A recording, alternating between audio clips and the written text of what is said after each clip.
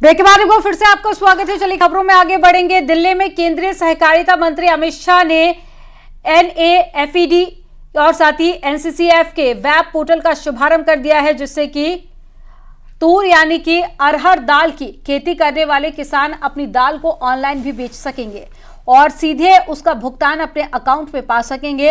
इस दौरान अमित शाह ने कहा कि दलहन में हमारा देश अभी भी आत्मनिर्भर नहीं है, लेकिन प्रधानमंत्री मोदी के संकल्प और किसानों के सहयोग से 2027 तक हमारा देश दलहन में भी आत्मनिर्भर होगा।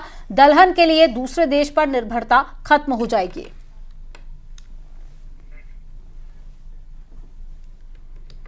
कि आज की ये शुरुआत आने वाले दिनों में कृषि क्षेत्र में प्रचंड परिवर्तन लाने वाली शुरुआत है। किसानों के लिए बहुत शुभांकर। हम सब जानते हैं कि दलहन के क्षेत्र में देश आज आत्मनिर्भर नहीं है। ये बात सही है कि मूंग और चने में हमने आत्मनिर्भरता प्राप्त की है, परंतु बाकी दलहन आज भी हम इंपोर्ट करते हैं। और भारत जैसे कृषि प्रधान देश के अंदर जहां पानी की उपलब्धता भी बढ़ रही है और ईश्वर कृपा से अनेक प्रकार के मौसम हमारे देश के अलग अलग हिस्सों में जो कृषि को बहुत उपयोगी है वो उपलब्ध है, उस वक्त 2023 में आजादी के 75 साल के बाद दलहन का आयात करना हम सब के लिए सम्मानजनक नहीं है। इसलिए मोदी जी ने दलहन के क्षेत्र पर एक बड़ा दलहन उत्पादन करने वाले किसानों पर एक बड़ा जिम्मा डाला है कि 2027 तक दलहन के क्षेत्र में भारत आत्मनिर्भर हो। और मैं आपको कृषि और सहकारिता मंत्रालय की ओर से विश्वास दिलाना चाहता हूं, हमारे किसान भाइयों के सहयोग से 2027 दिसंबर के पहले दलहन उत्पादन के क्षेत्र में हम आत्मनिर्भर होंगे। 1 किलो दलहन इंपोर्ट नहीं करनी पड़ेगी। लखनऊ से खबर मिली जहां पर FI ग्रुप के हॉस्पिटल को आज सील किया गया है। कल FI हॉस्पिटल पर LDA का हथौड़ा चलेगा। नक्शा पास कराए बिना निर्माण किया गया है। तो ये बड़ी खबर आपको लखनऊ से बता रहे हैं, जहां पर FI ग्रुप के हॉस्पिटल को आज सील किया जाएगा और कल FI हॉस्पिटल पर LDA का हथौड़ा चलेगा, यानी कि कार्रवाई की जाएगी। और साथ ही बताया जा रहा है कि ये जो निर्माण हुआ है बिना नक्शा पास कराए इसका निर्माण किया गया, इसीलिए प्रशासन की तरफ से ये बड़ी कार्रवाई जो है वो देखने को मिल रही है। यानी कि FI ग्रुप के जो हॉस्पिटल है उसको आज सील कर दिया जाएगा और कल उस पर बुलडोजर की कार्रवाई जो है वो देखने को मिलेगी। दरअसल इस पर जो बुलडोजर की कार्रवाई है बिना नक्शा पास कराए इसका निर्माण किया गया है, इसलिए ये सख्त एक्शन जो है वो देखने को मिल रहा है।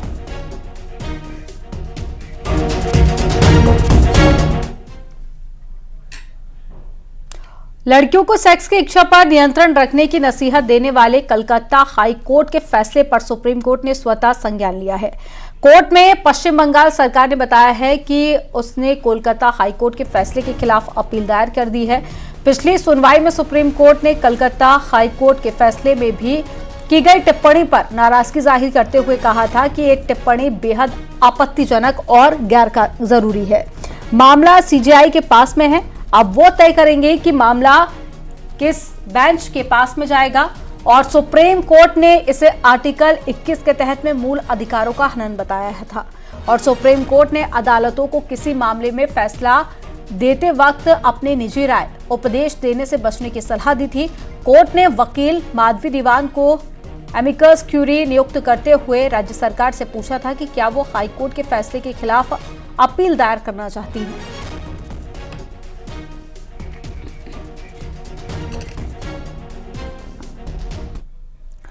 रायबरेली में खड़ी एम्बुलेंस में आग लग गई। स्थानीय लोगों ने आग पर काबू पाया है। शॉर्ट सर्किट से आग लगने की आशंका जताई जा रही है। मामला डलमो कोतवाली CHC का है, जहां खड़ी एम्बुलेंस में संदिग्ध परिस्थितियों में आग लग गई। तस्वीरें आप देख सकते हैं किस तरीके से आग को बुझाने की कोशिश की जा रही है और बताया जा रहा है कि शॉर्ट सर्किट से एम्बुलेंस में आग लगी। उसके बाद अफरा तफरी मच गई। जैसे तैसे करके आग को बुझाने की कोशिश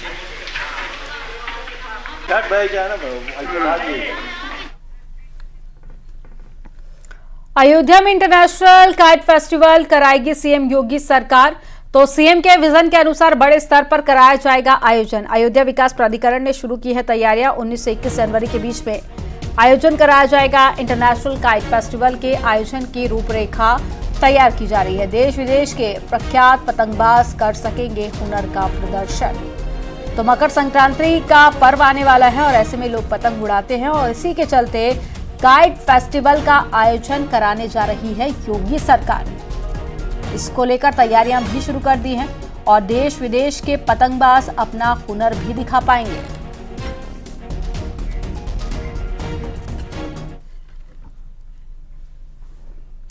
अयोध्या में कोर्ट के पीछे बने मल्टी लेवल पार्किंग का उद्घाटन डीएम नीतीश कुमार ने किया और ये multi level parking 37 crore 8 lakh रुपए की लागत से बनाई गई है और इसके बनने से अब कचहरी के मुख्य मार्ग पर लगने वाले जाम से लोगों को निजात मिलेगी। और इस मल्टी लेवल पार्किंग में 1800 मोटरसाइकिल और 300 कार पार्किंग की व्यवस्था की गई है।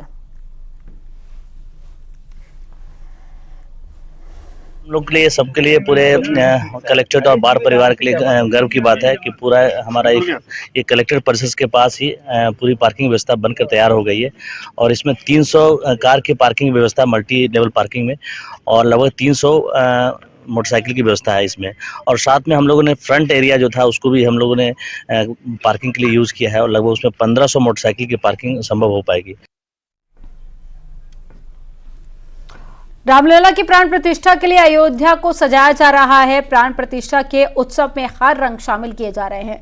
ऐसे में वाराणसी की प्रसिद्ध शहनाई की धुन भी इस उत्सव में मंगल बेला की गवाही बनने जा रही है, जिसके जरिए सोहर की गीत बजाकर रामलला के चरणों में भक्ति अर्पित होगी। वाराणसी के बनारस घराने से आने वाली प्रसिद्ध शहनाई वादक पंडित दुर्गा प्रसाद और उनकी टीम 22 और 23 जनवरी को शहनाई की धुन से राम भक्ति की राग बजाएंगे।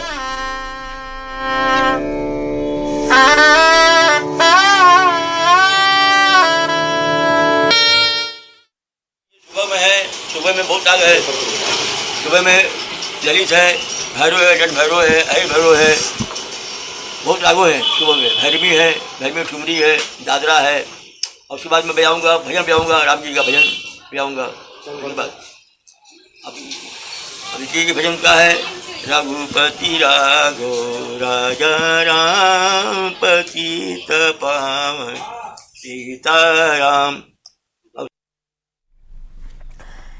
ऐसी से कांग्रेस नेता पवन खेड़ा को झटका लगा है। पीएम पर अभद्र टिप्पणी मामले में झटका लगा है और एससी ने एफआईआर रद्द से इनकार कर दिया है और सुप्रीम कोर्ट ने पवन खेड़ा को फटकार लगाई है। बार बार माफी मांगकर कार्रवाई से बच नहीं सकते हैं।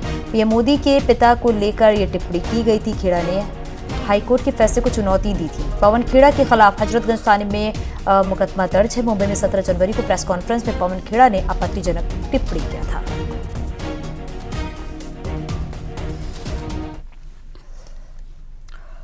और खबर दिल्ली से है। कांग्रेस अध्यक्ष का पार्टी नेताओं को कड़ा निर्देश है, मीडिया में बयानबाजी से बचें।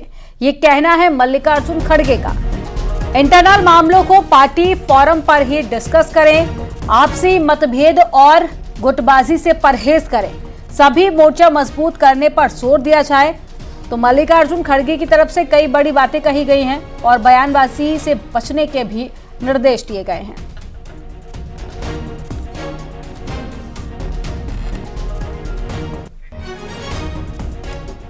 तो इंटरनल मामलों को इंटरनल ही रखें, आपस में ही डिस्कस करें और साथ ही गुटबाजी से परहेज करने को भी कहा गया है। अयोध्या से बड़ी खबर मिली, जहां पर वंदे भारत ट्रेन से जुड़ी खबर है। 4 से 6 जनवरी तक बदला है वंदे भारत का रूट। 7 से 15 जनवरी तक नहीं चलेगी वंदे भारत ट्रेन। जाफराबाद अयोध्या बाराबंकी रूट पर डबल लाइन का चल रहा है काम। अयोध्या कैंट से आनंद विहार तक ये ट्रेन चलती है। 30 दिसंबर को पीएम मोदी ने उद्घाटन किया था। तो ये बड़ी खबर आपको बता रहे हैं जो कि अयोध्या से मिल रही है। बताया जा रहा है कि वंदे भारत ट्रेन से जुड़ी खबर है और 4 से 6 जनवरी तक बदला है वंदे भारत ट्रेन का रूट। यहां पर वक्त हो गया एक छोटे से ब्रेक का। जल्द लौटते हैं कुछ और खबरों के साथ।